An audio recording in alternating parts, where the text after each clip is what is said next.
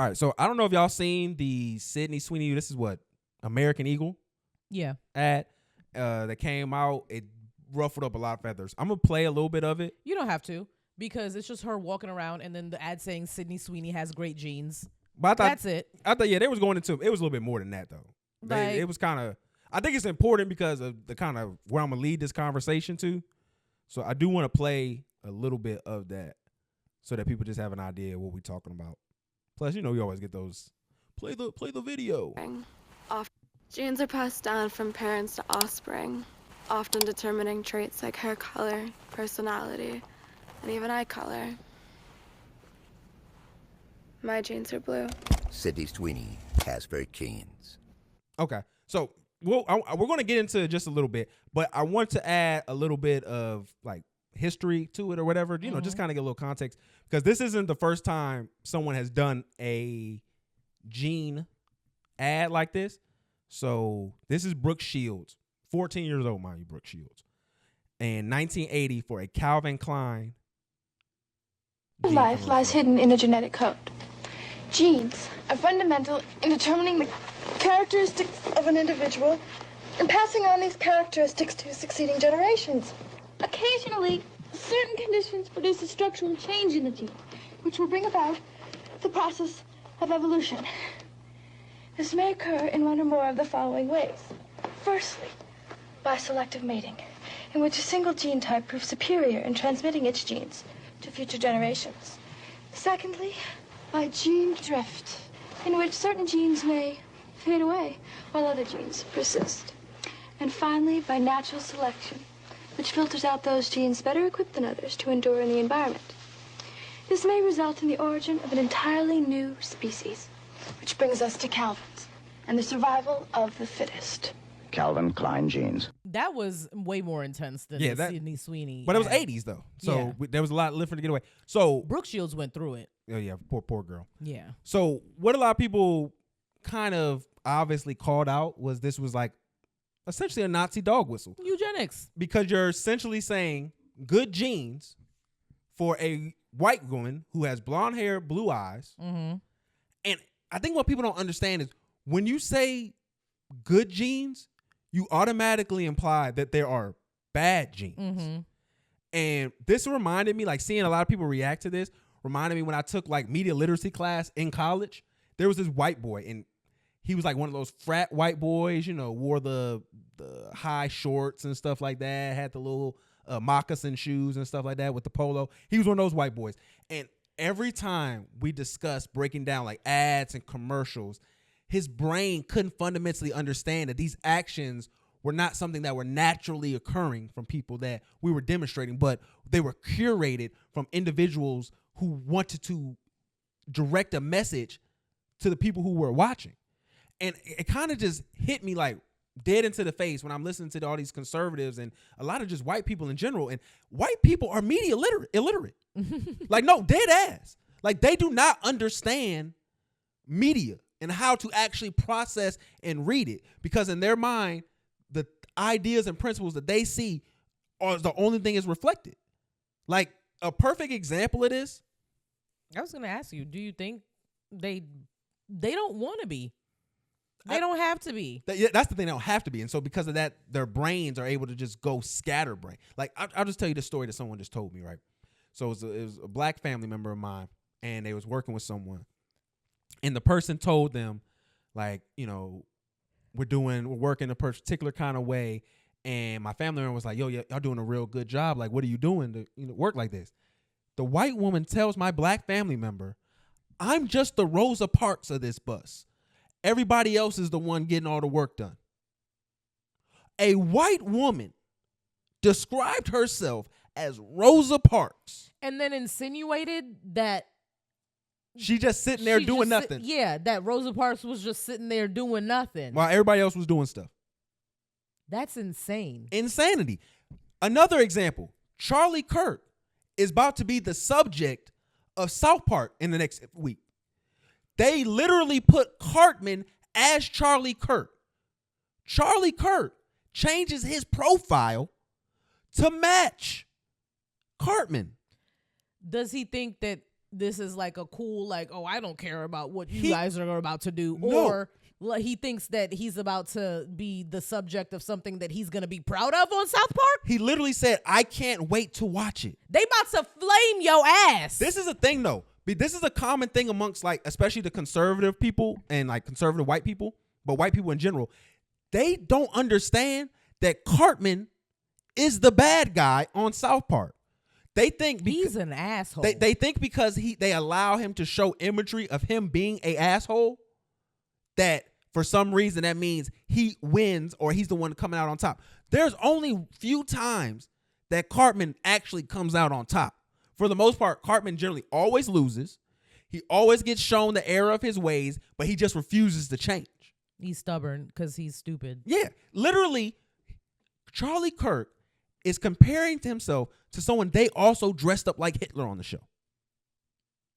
Like, they are so illiterate when it comes to media, and I just think understanding anything outside of their own worldview, because that's all that gets funneled to them.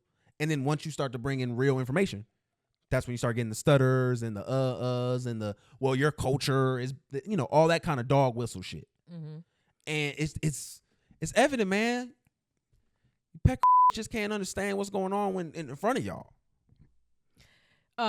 They were also upset or trying to call out Ralph Lauren. Mm-hmm. So Ralph Lauren did a campaign around the same time as American Eagle did this campaign, and it's in Martha's Vineyard, Oak Bluffs. So Martha's Vineyard has like a black area called Oak Bluffs, and it's like black people of means generally go vacation there.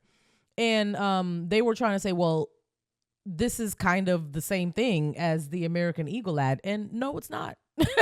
Oh, I know what you're talking about. It's literally not.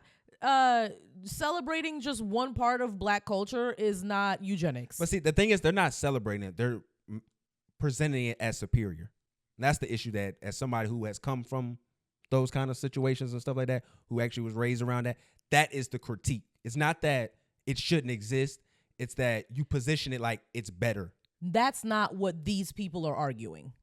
I'm talking about the white people. Oh, the white people? Okay. Yes. They're trying to say that the American Eagle ad is the same thing as the Polo Ralph Lauren ad. And why would you be proud of this and upset at this when it equates to the same thing? Are they even talking about jeans, though? Like, are they even having... No! That's what I'm saying. Like, again... It's not... That's what I'm saying. It's not the same thing at all. We can have a completely different conversation about why Ralph Lauren decided to put these types of black people on a pedestal versus other types of black people, which aesthetically, I get why they would do that and not choose another little subculture of black people. Like, I completely understand that. And it's not, I don't think they're putting them on a pedestal or saying that this is better. It's just Ralph Lauren has had a history of being American, first of all, an American designer, very preppy, very clean, very this and that. And Oak Bluffs, the whole like Martha's Vineyard thing would make sense for them to do a campaign that looks like that. No, I mean, yeah, it's not the same in regards to... Because it falls within that lifestyle and that aesthetic. Like, it makes sense. It's not a eugenics conversation. And and I don't think the white people that are saying that are equipped enough to be able to understand the actual, like you said, the real critique in that. Because... No, they're just being disingenuous. Because it's not even about the black people in the Ralph Lauren, more so that the Ralph Lauren being on the people makes them civilized. That's really what it communicates. Like the fact that I'm a black person. Is that the conversation that people are having about this? No, I mean this I mean, you can. I don't know if people are having it, but that's what I acquire from my experience in education and media. What they're communicating is what makes you American, and what makes you clean is being dressed and formatted in these particular outfits that show that you know, obviously not docile. I mean, excuse me, that you're docile, that you're not an aggressive individual, and that you're safe. Like, it's the Carlton thing. And that's what they're kind of explaining with that. My issue is that largely, because it's its proximity to whiteness, gets pointed at like, oh, that's the proper way black people should be. And that's the issue I have with that. That might be that. But also, I think Ralph Lauren has had the same imagery for its inception. So, yeah, but they're just continuing with that same imagery. Yeah. But that's still respectability politics, though. Yeah, the black people in Ralph Lauren ads have always looked like that, regardless of if it was specifically an all black ad or not. Like when black people are in those, they still look like that because that is the Ralph Lauren aesthetic. I will say though, I was upset with American Eagle, man. I grew up in Atlanta during the black boy, white boy swag. Hurt me, man. American Eagle was a very big part of that. American Eagle, I used to go in there and rob y'all blind, so... Yeah. Should I say that? Should I not say that? Statute of limitations is I probably used over. to, I literally used to go in an American Eagle and Aeropostale, and I would come back with 12 shirts. One other thing I too wanted to talk about with this, and then we can move on. Sydney Sweeney is such an odd, like, social, like, thought experiment in regards to, like, when you really, like, look at her, she gets pulled in both directions on the political totem pole. Mm-hmm. Like, her mom says the thing, she's MAGA. She goes on SNL. Now she's liberal. She does that. Like, it's a weird tug and pull because her existence in and of itself, being a woman who is like self-actualized in a way in regards to being a popular actress and whatnot, it pulls at both because she can't be an open vocal figure without feminism and what the liberal agenda has put in that position. And isn't she like married too or engaged? She actually just broke up with her person she was engaged with and has been fooling around with a bunch of men like Tom Brady and one of the other actors. I forgot his name. Okay, as an actor, she did a movie with, actually. She's been alleged to have been around or dating them. If you have big naturals, you're always going to be a polarizing figure. Yeah, and then she has like an obtainable looking like face. The face, yeah, kind of. It's not like she's super, super bad, but it's like, yeah, I can do this. It's the big naturals. What people don't get is there is a lot of value in being accessible in regards to looking like you're accessible, looking like you're obtainable. And I've seen people say that about her on Twitter and stuff. Yeah, that's the truth. Like women who have that attainability factor to her, like that can help you a lot because now men feel more obliged to support you because they feel like, oh, I can get me a Sydney Sweeney because she ain't all that. And that's crazy because y'all can't get you a Sydney Sweeney. That's why I think that's why Taylor Swift is as popular as she is because she has a very obtainable aesthetic. Yeah, I've come across several of Taylor Swift. You'll see Taylor Swift white women all the time. It's a very regular face.